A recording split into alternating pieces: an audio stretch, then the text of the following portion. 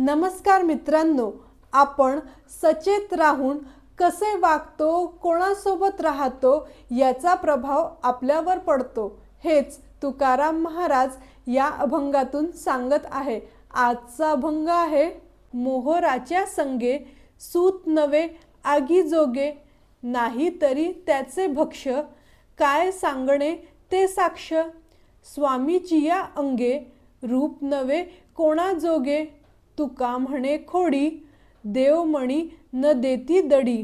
या अभंगात संत तुकाराम महाराज म्हणतात, मोहराच्या संगे सूत नवे आगी जोगे।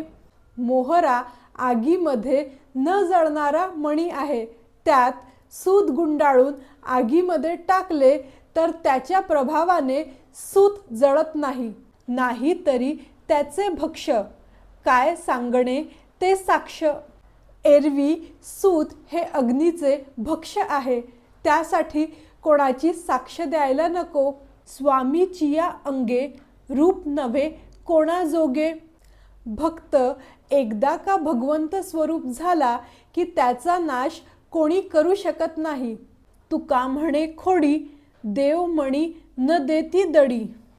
तुकाराम महाराज म्हणतात, खोडकर घोड्याच्या गळ्यामध्ये देवमणीचे शुभ चिन्ह बांधले की त्याच्या खोड्या झाकून जातात।